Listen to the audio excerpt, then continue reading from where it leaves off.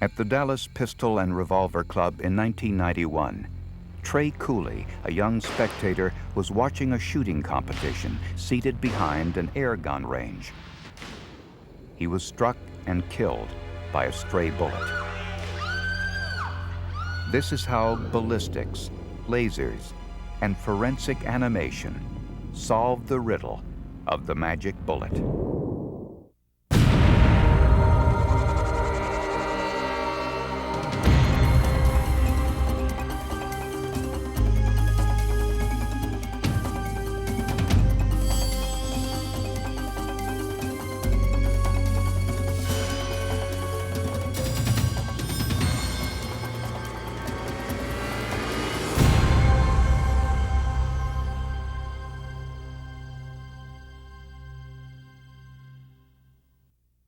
14-year-old Trey Cooley. Look at him and you see the all-American boy. Trey attended Bowles Junior High School in Arlington, Texas, near Dallas. He played cello in the school orchestra, played baseball, and was a Boy Scout. At that age, every kid has the whole world open to him. He could have done anything he wanted to do. Most of all, he enjoyed spending time with his family. Trey and his father, Butch, were best friends. We did everything together. September 29, 1991. Butch Cooley woke early that Saturday morning, then went to wake Trey. The two shared a passion for shooting. Butch was judging a competition. He gave Trey a choice to sleep in or tag along. Trey chose to go with his father. Trey started shooting when he was 7.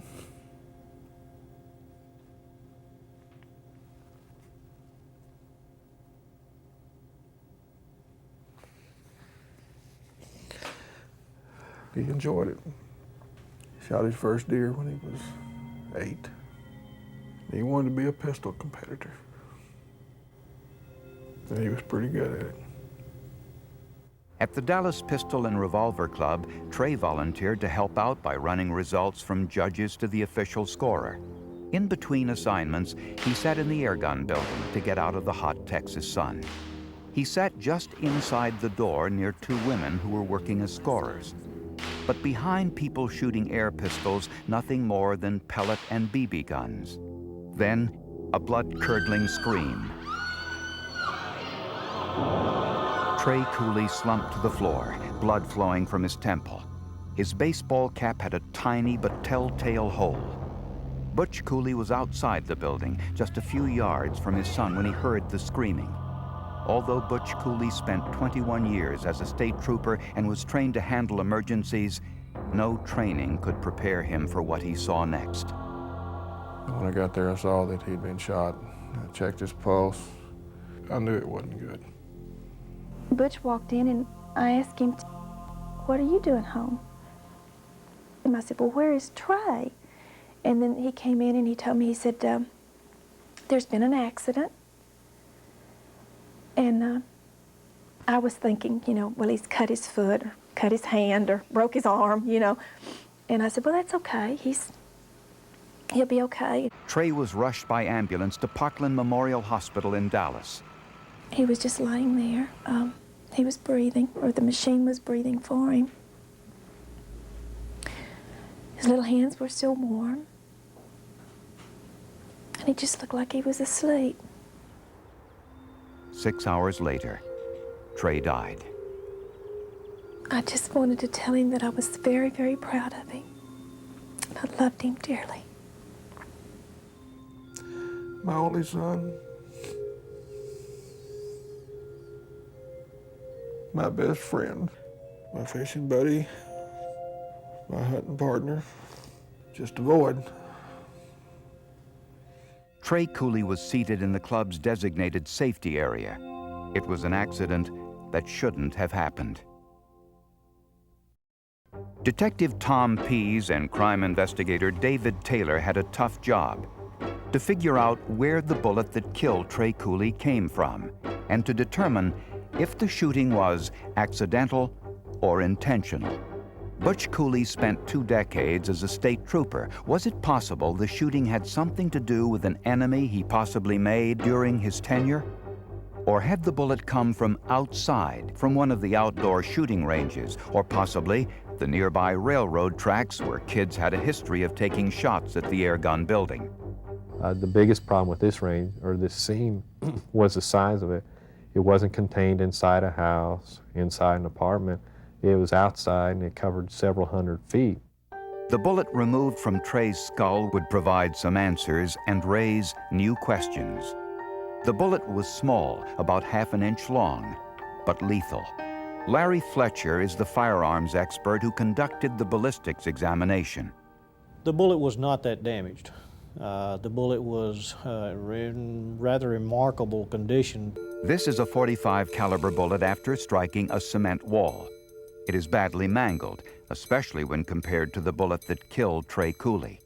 That lack of damage could be telling, except for one thing. This was not a typical .45 caliber bullet. This particular bullet is a hand-loaded or hand-made bullet. It's not a commercial-made bullet, in which they can add other materials to the lead and make it much harder. It can withstand a lot of damage upon impact. Who makes and uses these types of bullets? Butch Cooley knew. Competitive shooters like to load their own ammunition. Primary reason being the cost savings.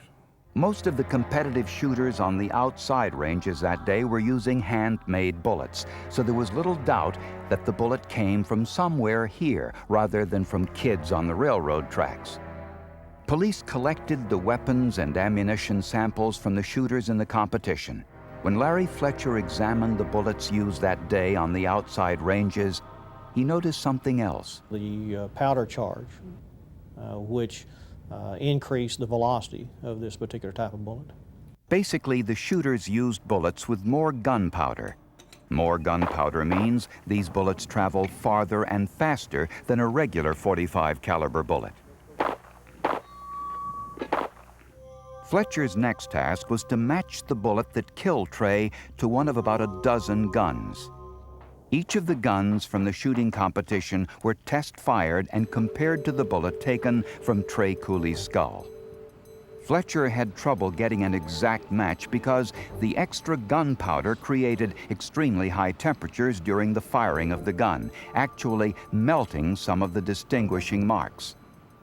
But Fletcher noticed a red wax on the bullet that killed Trey. All shooters use a lubricating wax, but only one of the guns used a red wax. Larry Fletcher found the gun that fired the fatal shot. At that point, I was pretty much convinced. A pistol competitor named Dan Smith was using that gun on the day of the competition. And he was firing on this outdoor range, just behind the airgun building. But Smith told police he couldn't have fired the fatal shot. He felt that all his shots had made the target, that there were no errant rounds. But something just didn't add up to Butch Cooley. He spent his entire life around guns and won awards for marksmanship and gun safety. He knew shooting ranges are supposed to be safe. Accidents aren't supposed to happen. It just didn't make sense. Police were satisfied that Trey Cooley's death was an accident. The ballistics report said the fatal bullet came from a gun fired from an outdoor range during the competition. But how? The owner of the gun said he didn't miss a shot, and the range was designed to contain any errant bullet. First, there's a barrier between the airgun building and the firing range. It's called a berm. It's a small mountain of dirt, about 12 feet high. The berm sits right behind the targets in the event a shooter misses either to the left or right. Directly above the targets are a series of wooden planks fastened end to end and side by side. These are called baffles and are designed to catch bullets fired a little high of the target before they leave the range. Then there are two additional sets of baffles, one just a few yards in front of the firing line and another called an eyebrow directly over the firing line. Ken Buster is a safety management consultant with years of experience as a shooter and with a special expertise in firing ranges. Between the eyebrow, the baffles, and the height of the berm, the vast majority of any stray bullet would be stopped. Safety should be the #1 priority in everybody's mind anytime that you participate in marksmanship as a sport. Something was wrong there. Butch Cooley began a personal crusade to learn the truth. He needed to know how a bullet could bypass the range's safety features and kill his only son. Butch hired attorney Mike Schmidt to find out where or if the safety system had failed. Schmidt put together an investigative team. Steve Irwin was the first member. As an accident reconstructionist, his job was to create an exact, computerized, three-dimensional scale model of the airgun building and the firing ranges. Using laser technology, precision measuring devices, and sophisticated computer programs, Irwin would also uncover the path of the bullet. You wind up starting at, unfortunately, the young boy getting shot and then working your way backwards. Police had already identified some important clues. The outside wall of the airgun building was riddled with bullet holes from all angles. Irwin needed to know exactly which one was the culprit. Police also found bullet holes inside the building, in a sheetrock strip to protect a lighting fixture, and in a wall that separated the indoor range from a storage shed. There was also a fresh gouge in an ordinary ceiling tile. Irwin's laser survey equipment traced the bullet's path from where Trey was sitting through all those points, from Trey, through the sheetrock strip, off the ceiling tile, and through the back wall. It seemed unlikely, but it matched the evidence. It was roughly a straight line, but I couldn't see from the interior wall to the exterior wall. And it wasn't until we got it back to the office and got it mapped that it formed this remarkably straight line. A straight line that led directly to one of the bullet holes in the aluminum siding, then down to the shooting range behind the airgun building. It led to the range where Dan Smith was shooting, but oddly enough, not to the firing line. The laser pinpointed a path that landed 10 yards in front of the firing line. When Ken Buster was brought into the investigation, he immediately inspected the firing range to see if there was any way a bullet could get past all of the range's safety features. Buster delivered a scathing report. At the time and now, I still think that was the worst range that I have ever seen. He found dozens of potentially deadly safety flaws. The berm separating the back range from the front range was not the standard height, which is supposed to be 20 feet. The berm behind the airgun building was only 12 feet high. The baffles were far below standard. The wooden planks should have had a steel or concrete backing. And look closely at the planks themselves. They had separated, leaving big gaps. A bullet could easily pass through. In this case, the baffle might well has not have been there and served no purpose at all. And Buster was appalled by the bullet holes in the back of the building.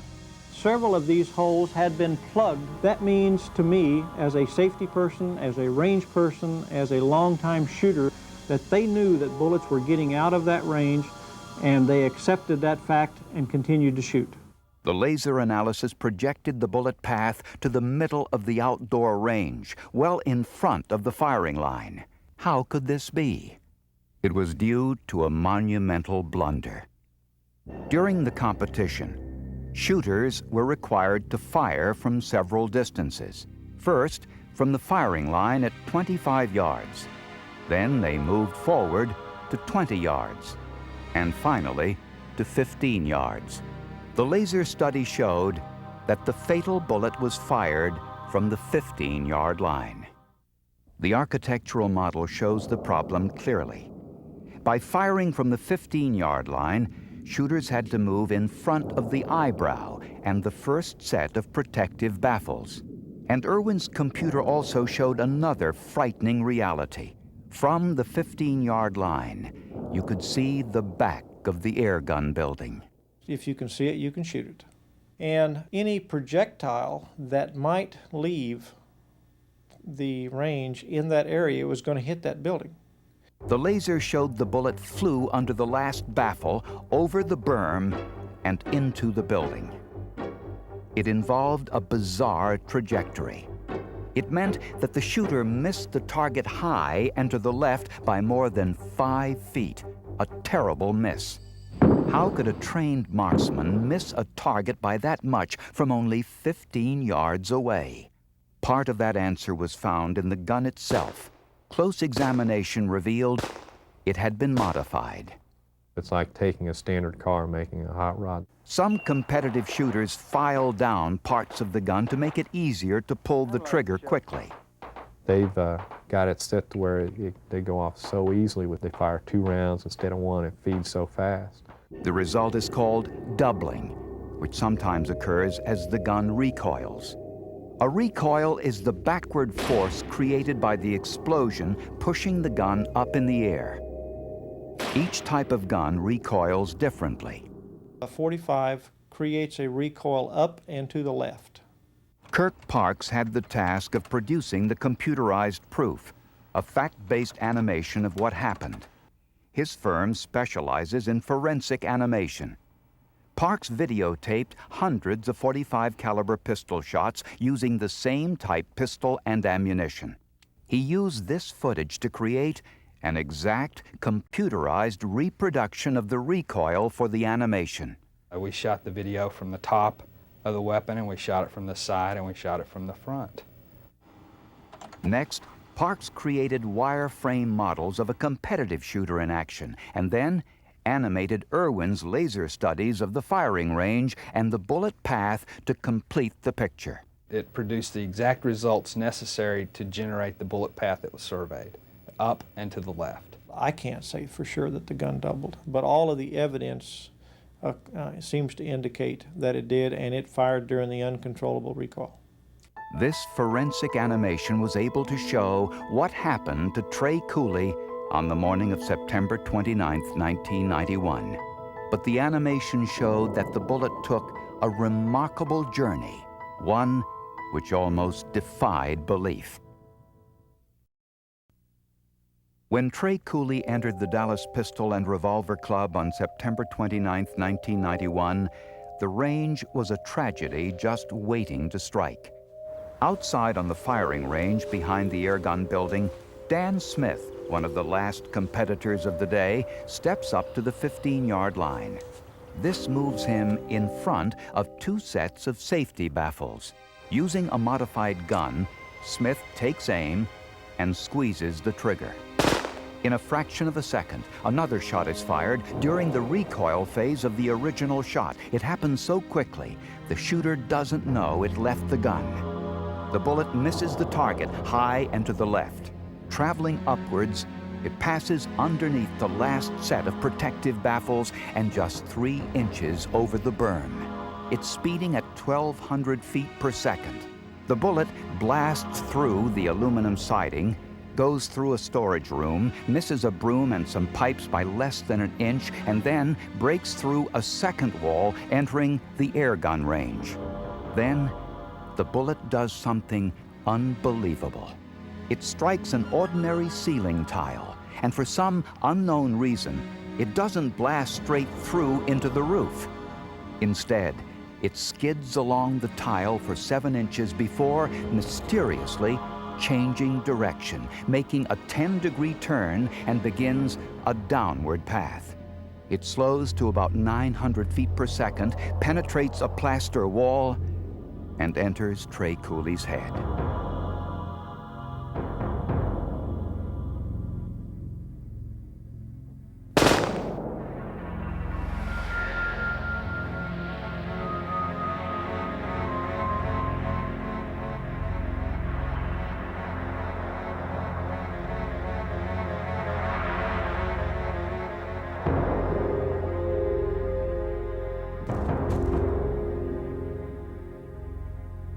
The Cooley family filed a negligence suit against the gun club and individuals involved with the competition.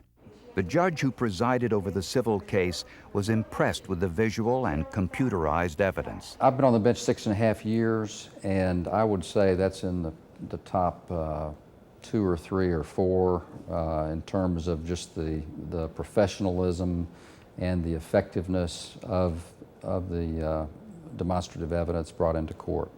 The Cooley's attorney says the forensic animation and model explained this tragedy in a way nothing else could. I could not have possibly gotten the result that I got on behalf of the Cooley family without them. The animation also helped Butch Cooley understand what had happened to his son. But there is still little peace for Trey's dad. What's peace?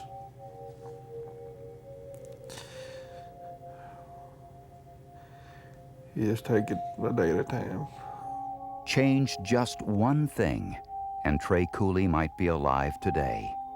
The range. It wouldn't have happened because I would not have allowed that competition to occur on that particular range. The gun. They may not even be aware that it's double firing or slam firing on them. They may think it's properly functioning. The bullet. If it had been a softer bullet, they may not have ricocheted as much, would not have had the velocity. Or if the shooter had been standing at the proper firing line, the shot would have hit the baffle or flown over the building. But why did this fatal bullet change direction as it hit the soft ceiling tile instead of blasting straight through as it did with the hard walls? Bullets can do incredible things they're not expected to do. These thoughts haunt Butch Cooley. No explanation can ease the pain felt by a father who woke his son early one September morning. Should have let him sleep.